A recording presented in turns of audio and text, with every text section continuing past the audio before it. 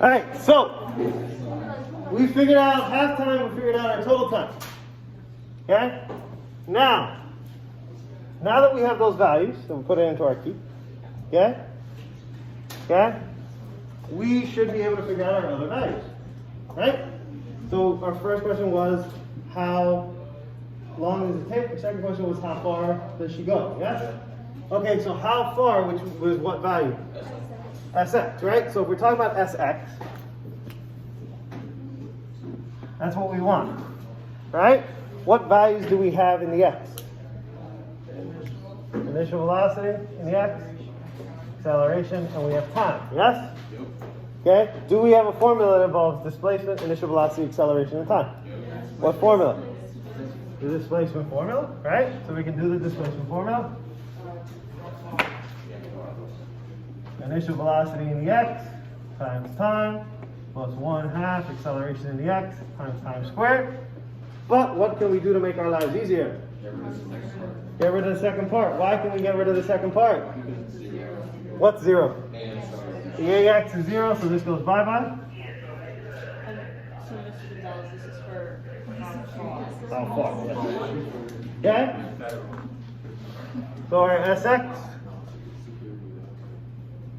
would be 87.5 meters per second times our total time of 10 seconds. All right? Yes? That's a tough calculation. That's a hard calculation. Move the decimal over by one plate. Sx comes out to 875. Yes? Meters, which if we do insignificant digits should come out to 880.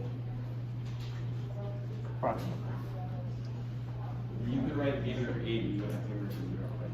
No, you have to write 880. You have to keep the numbers values.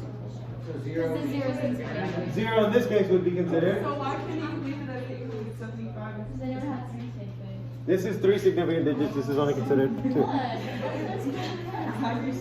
Yes, ma'am. Because why? Are they not called sig figs? The question, yes. The question was why do we use the total time? Because you're talking about how long it is from here to here. That's the whole trick. Yes? Does that make sense? Okay? And so it's approximately 875 specifically, like I said, right? Right? 880 approximately if you do significant digits. Yes, sir. We haven't gotten there yet. Give me a minute. Good? We understand that? Yes? Yes. Okay? So we can put that down. So we have our 880 right there. Right? We only have one value still to be filled in, which would be our SY max. Wait, and SY. Our SY max. Yeah, right there. Oh, That's the only value we need, the apex, yes? so you know what? Okay, sorry, I'm stuttering. So in these kinds of questions, we don't need SY and SY max. No, SY max is the same thing, yeah. So Okay. Can we use like the equation that you would use for electronics and not have base height? You could, but there's an easier way to do it. Oh, wait. I'm thinking something. Okay? You could do 2 things. There's actually 2 ways of finding the answer. Okay? You could use either displacement formula. Yes? You could use the displacement formula, right? You could use VI, Y, right? Times the time. But which time would you use? Half time, because you're only going up to here. You're not going the whole trip, yes? So instead of using 10 seconds, you would use 5 seconds, right? I have a question. Yes? So would you use the time with like the halftime with significant digits? Use the halftime with significant digits, yes.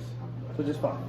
Wait, Okay? at the time, like the 10 seconds, we wouldn't actually plug in 10 seconds. We'd plug in the whole thing, right? No, you covered. For this, you're only going up to No, I'm here. saying when we solve for SX, if we just put 10 here, so you don't have to write the whole decimal, but we would have to use the whole thing, right? No, you would use 10 seconds. If you give me an answer that's moved to significant digits, then you use that answer. No, but you said don't round the time. So if we Until I said don't round the time until you gave me your final answer. One of the questions I asked you was how much time. So if I asked you how much time was it and you gave me an answer of 10, then that's the number you would use. Okay? So you could use the displacement formula, but you just have to make sure you use half time, yes? Or you could use the VF squared formula, in which case you don't have to worry about time. Why? You have VI, yes? You have this saying that this is your VF, yes?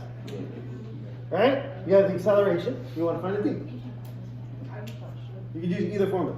Yes, ma'am. So, like, let's say we just got the displacement formula, it's simple, would you use, so for the halftime we got 5.147, you'd use 5.1. Just use 5.0, or just do the time that you gave me and split it in half, even. So just use 5. Okay? So you would do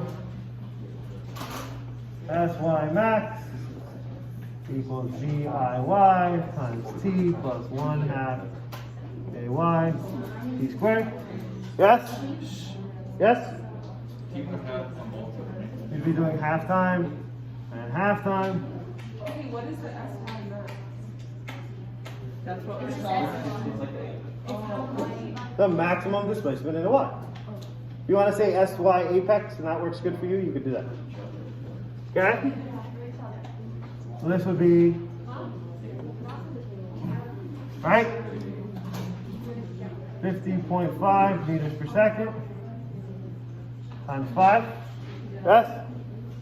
Second plus 1/2 negative 9.81 meters per second squared times 5 squared.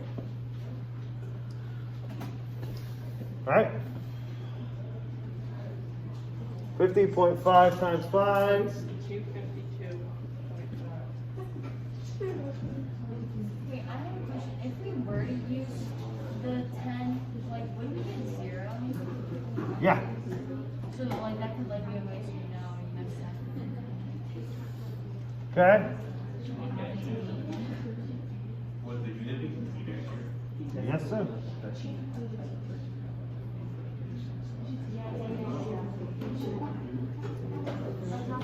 Right? Yes? And then when you want that part. Yes?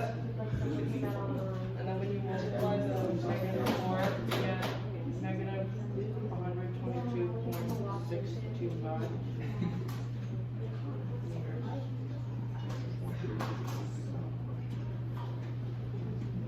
I like it. You got a final answer of?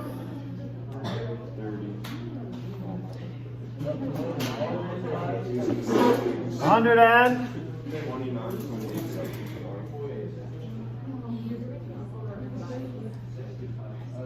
Right? Yes?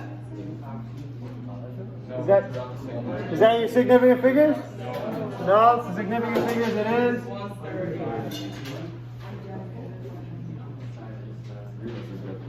But that's only two sig figs. But that's two sig figs. Yeah, your angle is 30 degrees to start with, remember? But mine is the smallest one. Sig fig. Yeah, no, I put 5 in the question. I should have put 5.0. Remember, if it's a 0 and it touches a decimal, it's significant. So on the test, 5.5 seconds instead of 5.0. If you were doing the math, I'm good. It's the answer. All right? All right, so that is how you do these questions. Okay? Quest, go.